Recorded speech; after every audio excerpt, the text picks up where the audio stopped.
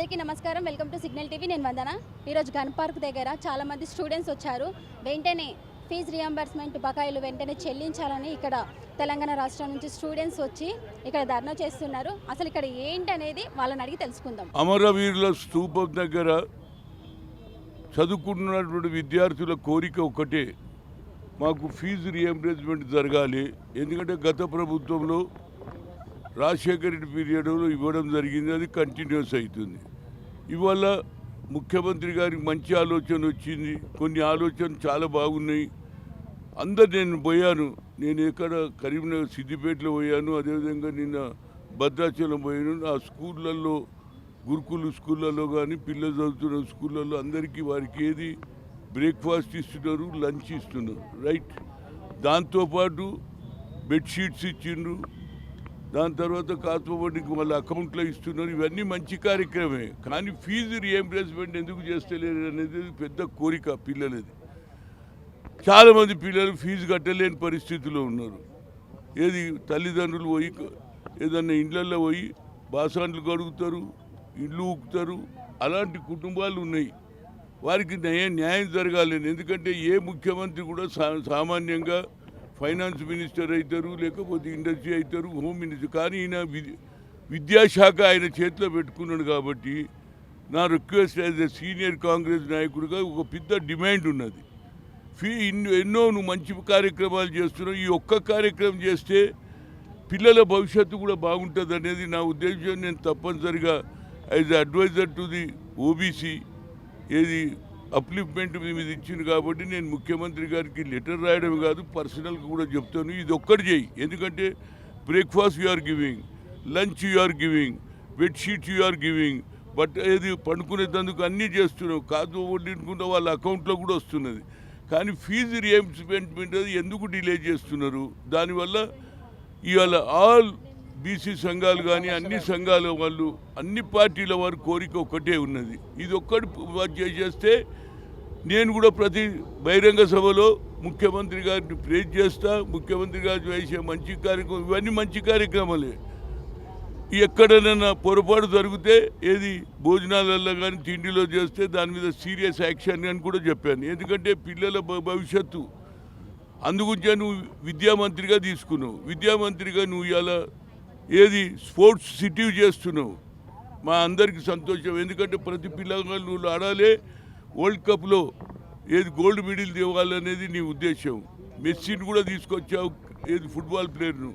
ఎందుకంటే ఆటలు ఏ విధంగానైతే ఇంట్రెస్ట్ ఉందో ఆటలతో పాటు చదువు కూడా ఏది ఇంపార్టెంట్. కాబట్టి దీనికి తప్పనిసరిగా ఫీజు రియంబర్స్మెంట్ చేయమని నేను ముఖ్యమంత్రి గారిని కోరుతా.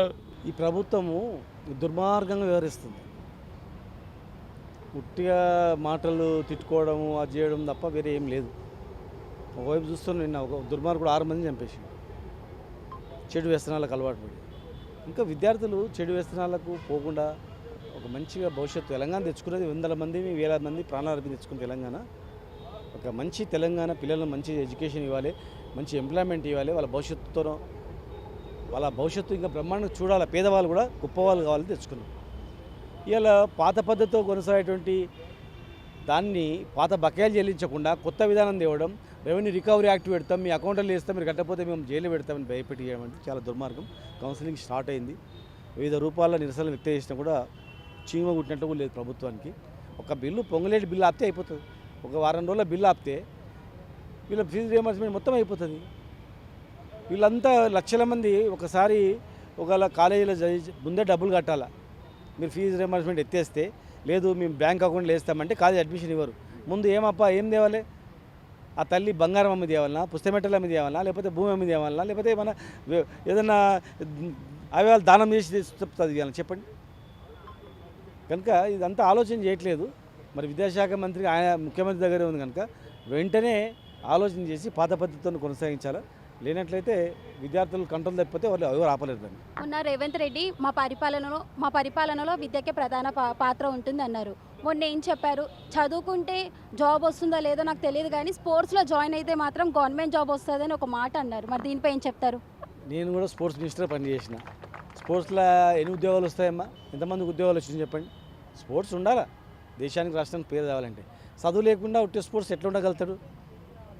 ఏమైనా స్పోర్ట్స్ స్కూల్ పెంచిరా? మరి స్పోర్ట్స్ కళాశాలలు స్పోర్ట్స్ స్కూలు ఏమైనా పెంచి ఈయన చదువుకోండి అని చెప్తుండ్రా?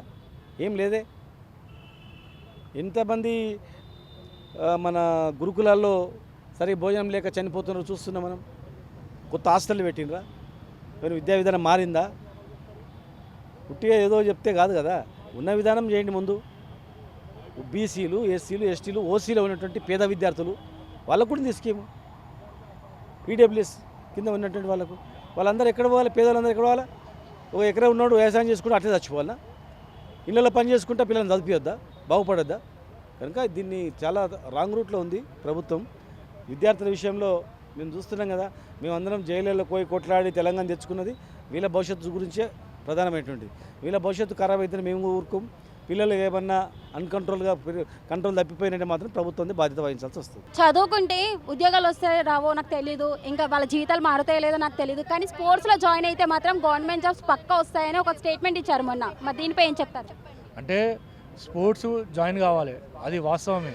కానీ విద్యార్థి చదువు అసలు కాలేజీలు ఉంటేనే కదా స్పోర్ట్స్ ఆడేది. విద్యార్థి అసలు కాలేజీకే పోతలేడు, ఫీజులు కట్టే పరిస్థితి లేదు. 10 మంది ముందర వారానికి ఒక ఎగ్జామ్ ఉంటుంది, నువ్వు ఫీజు కట్టలేదు అని చెప్పి విద్యార్థిని 10 మంది ముందర అవమానిస్తే, స్టూడెంట్స్ ముందర అవమానిస్తే వారు కాలేజీ పోతారా? స్పోర్ట్స్ అని అంటారు ముఖ్యమంత్రి గారు. స్పోర్ట్స్ ముఖ్యమే, చదువుతో పాటు స్పోర్ట్స్ ముఖ్యమే. అసలు ముఖ్యమంత్రి గారికి ఒకటి సవాల్ విసురుతున్నా, ఇక్కడ రాష్ట్రంలో ఎన్ని కాలేజీలు ఉన్నాయి కదా, గ్రౌండ్ ఎన్ని కాలేజీలకు ఉన్నాయి, ఎన్ని కాలేజీ గ్రౌండ్స్ లేవు ఒకసారి మీరు లెక్క తీయండి. గ్రౌండ్లు ఉన్నాయా కాలేజీలకి? మీరు పర్మిషన్ అడ్డగోలుగా పర్మిషన్లు ఇస్తూ ఉన్నారు. గేమ్స్ ఆడేదంటే ఏడాడుతుంది తెలుసా? గేమ్స్ అందరు కాలేజీలో కంప్యూటర్లో పోయి గేమ్స్ ఆడుతారు తప్ప, గేమ్స్ పీరియడ్ అంటారు తప్ప ఒక పీటీలు లేరు. ప్రభుత్వ పాఠశాలలో పీటీలు కూడా లేరు. ప్రభుత్వ బళ్ళల్లో ఇప్పుడు ఎట్లా నడుస్తుంది మీకు? ఒకసారి రాష్ట్ర ముఖ్యమంత్రి గారు పోయి కొన్ని ప్రభుత్వ బళ్ళకు కానీ ప్రభుత్వ కాలేజీలో కానీ వెళ్ళండి, పీటీలు లేరు. పీటీలు లేని వాళ్ళు ఏం స్పోర్ట్స్ ఆడతారు? ఎవరు చెప్తారు కోచింగ్ వీళ్ళకి? ఈరోజు మనకి ఒలింపిక్స్లో వెతుక్కోవాల్సిన పరిస్థితి 1, 2 జనాభానేమో 130 కోట్లు 140 కోట్లు.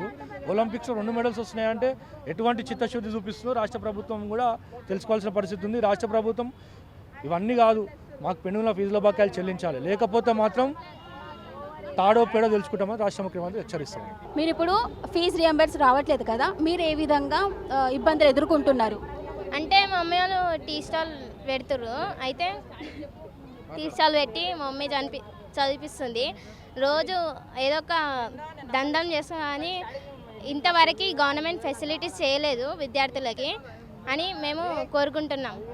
అయితే స్కాలర్షిప్స్ రావాలని చెప్పి ఇంత చేస్తున్నా కూడా ఇంత కూడా మార్పు రావట్లేదు. అందుకనే ఇట్లా రోడ్ల మీద కూర్చొని మేము అంతా ధర్నాలు చేస్తున్నాం. అరే ఇప్పుడు విద్యకి దూరం అవుతే మీ జీవితాలు అనేది పాడైపోతుంది. నువ్వు ఇప్పుడు గవర్నమెంట్కి ఏం చెప్తావు? ఫీజు రియంబర్స్మెంట్ రావట్లేదు కదా. నేను గవర్నమెంట్కి పక్కా చెప్పేదంటే ఒకటే, మాకు స్కాలర్షిప్స్ కావాలి. మేము మంత్లీ నుంచి 1 మంత్ నుంచి క్లాసెస్ వదిలేసుకొని బయట వచ్చి ధర్నా చేస్తున్నాము. చాలా ప్లేసెస్లలో చేసినాం, కానీ మాకు ఫీజెస్ ఏమంటే స్కాలర్షిప్స్ అనేటివి ఏమీ వస్తలేవు. మా క్లాసెస్ వేస్ట్ అవుతున్నాయి, కానీ మాకు ఇంకా అసలు మొత్తం మాకు లాస్ అవుతుంది, కానీ ఫెసిలిటీస్ మాత్రం మాకు ఏం వస్తలేవు. ఇంకా ఫుడ్ గిట్టంగా పెడుతున్నారు కాలేజ్లో, కానీ అది గిట్టంగా అసలు తినబుద్ధి గిట్టంగా అవుతలేదు. అలాంటి ఫుడ్స్ పెడుతున్నారు మాకు. అలాంటివి కాకుండా వాళ్ళు ఎన్నో చేస్తున్నారు బయట, రోడ్స్ కోసము దానికోసం దీనికోసం చేస్తున్నారు, కానీ మాకేం చేస్తలేరు. మాకు గిట్టంగా కొంచెం ఏదో వాళ్ళకి కొంతలో కొంచెమైనా సాయం చేయాలని కోరుకుంటున్నాం. ఈ మధ్య ఇది జియో నెంబర్ 7 అని తీశారు. దానివల్ల చాలా స్టూడెంట్స్ కూడా ఫేస్ అయ్యారు. దానివల్ల రామకృష్ణ సార్ మాట్లాడినందుకు అది తీసేశారు. ఇప్పుడు మళ్ళీ జియో నెంబర్ 9 తీశారు.